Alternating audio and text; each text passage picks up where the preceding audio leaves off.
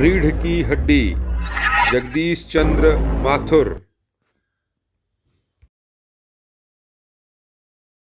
सुप्रभात बच्चों, आज हम जगदीश चंद्र माथुर जी द्वारा रचित एकांकी रीढ़ की हड्डी के दूसरे भाग का अध्ययन करेंगे।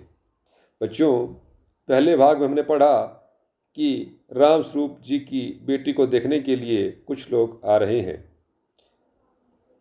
राम स्वरूप जी, उनकी पत्नी प्रेमा और नौकर रतन मेहमानों की आवभगत की तैयारियों में जुटे हैं।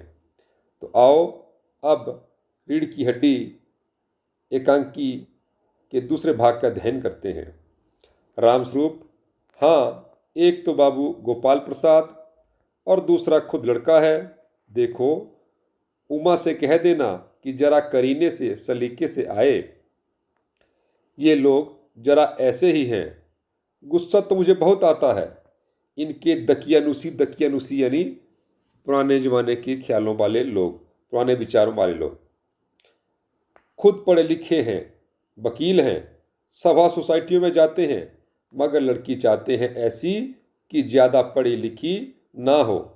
प्रेमा और लड़का राम स्वरूप, बताया तो था तुम्हें, बाप शेर है तो लड़का सवा शेर। बीएससी के बाद लखनऊ में ही तो पढ़ता है, मेडिकल कॉलेज में। कहता है कि शादी का सवाल दूसरा है, तालीम का दूसरा। तालीम यानी शिक्षा। क्या करूं, मजबूरी है। मतलब अपना है, वरना इन लड़कों और इनके बापों को ऐसी कोरी कोरी सुनाता कि ये भी। रतन, जो अब तक दरवाजे के पास चुपचाप खड़ा हुआ था, जल्दी जल्दी बाबूजी बाबूजी। राम स्वरूप, क्या है? रतन, कोई आते हैं। राम स्वरूप दरवाजे से बाहर झांककर जल्दी मुंह अंदर करते हुए, अरे ए प्रेमा, वे आ भी गए। नौकर पर नजर पड़ते ही, अरे तू यहीं खड़ा है बेवकूफ़, गया नहीं मक्खन लाने? सब चौपट कर दिया। अबे उधर से नहीं, अंदर के दरवाजे से जा। नौकर अंदर आता है और तुम जल्दी करो प्रेमा, उमा को समझा देना, थोड़ा सा गा देगी। प्रेमा जल्दी से अंदर की तरफ आती है, उसकी धोती जमीन पर रखे हुए बाजे से अटक जाती है। प्रेमा, ओह, यह बाजा वह नीचे ही रख गया है, कमबख्त। राम स्वरूप, तुम जाओ, मैं रखे देता हूँ, जल्दी। प्रेमा जाती है। बाबू राम स्वरूप बाजा उठाकर रखते हैं। किवाड़ों पर यानी दरवाजे पर दस्तक। राम स्वरूप, हाँ हाँ हाँ, आइए आइए, हाँ हाँ। बाबू गोपाल प्रसाद और उनके लड़के शंकर का आना, आंखों से लोक चतुराई टपकती है। आवाज़ से मालूम होता है कि काफ़ी अनुभवी और फितरती महाशय हैं। फितरत यानी मतलबी। उनका लड़का कुछ खीस निपोरने वाले नौजवानों में से है। खीस निपोरना यानी बेढंगे तरीके से हंसना। आवाज़ पतली है और खिसियाहट भरी, झुकी कमर इनकी खासियत है। राम स्वरूप अपने दोनों हाथ मलते हुए, हाँ हाँ हाँ, इधर तशरीफ लाइए, इधर। गोपाल प्रसाद बैठते हैं, मगर बेंत गिर पड़ता है। राम स्वरूप, यह बेंत लाइए, मुझे दीजिए, कोने में रख देते हैं। सब बैठते हैं। हाँ हाँ हाँ, मकान ढूंढने में तकलीफ तो नहीं हुई? गोपाल प्रसाद, नहीं, तांगे वाला जानता था, और फिर हमें तो यहाँ आना ही था, रास्ता मिलता कैसे नहीं। राम स्वरूप, हाँ हाँ हाँ, यह तो आपकी बड़ी मेहरबानी है, मैंने आपको तकलीफ तो दी। गोपाल प्रसाद, अरे नहीं साहब, जैसा काम मेरा वैसा आपका काम।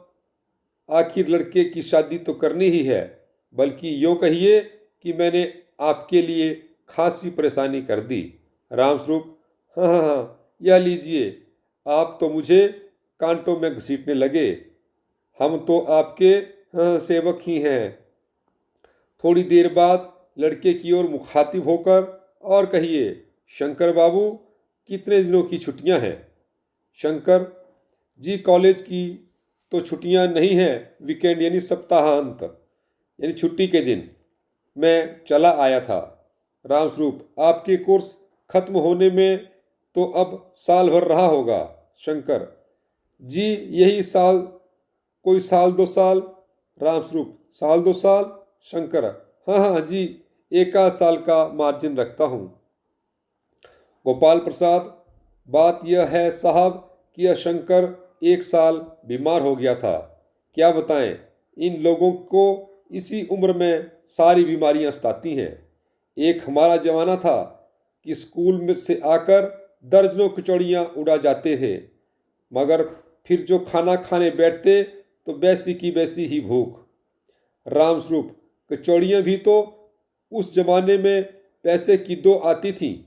गोपाल प्रसाद, जनाब यह हाल था कि 4 पैसे में ढेर सी बालाई आती थी और अकेले 2 आने की हजम करने की ताकत थी, अकेले।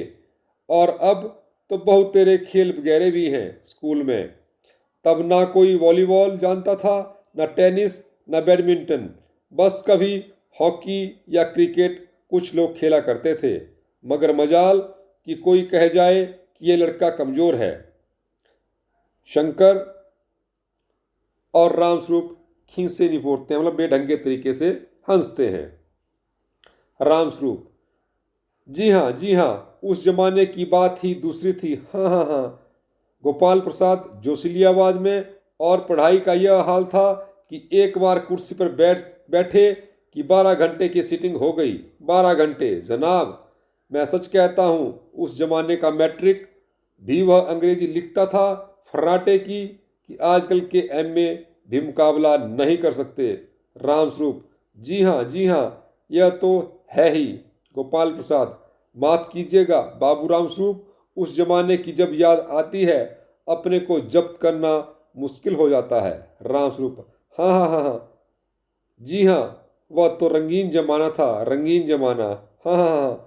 शंकर भी ही करता है। गोपाल प्रसाद, एक साथ अपनी आवाज़ और तरीका बदलते हुए, अच्छा तो साहब बिजनेस की बात हो जाए। रामस्वरूप चौंक कर, बिजनेस? विज समझकर, ओह अच्छा अच्छा, लेकिन जरा नाश्ता तो कर लीजिए, उठते हैं। गोपाल प्रसाद, यह सब आप क्या तकल्लुफ़ करते हैं? रामस्वरूप, हाँ हाँ हाँ, तकल्लुफ़ किस बात का? हाँ हाँ, यह तो मेरी बड़ी तकदीर है कि आप मेरे यहाँ तशरीफ़ लाए, वरना मैं किस काबिल हूँ। हाँ हाँ, माफ़ कीजिए, जरा अभी हाजिर हुआ, अंदर जाते हैं। गोपाल प्रसाद थोड़ी देर बाद दबी आवाज़ में, आदमी तो भला है, मकान वकान से हैसियत भी बुरी नहीं मालूम होती, पता चले लड़की कैसी है। शंकर, जी कुछ खंखार कर इधर उधर देखता है। गोपाल प्रसाद, क्यों,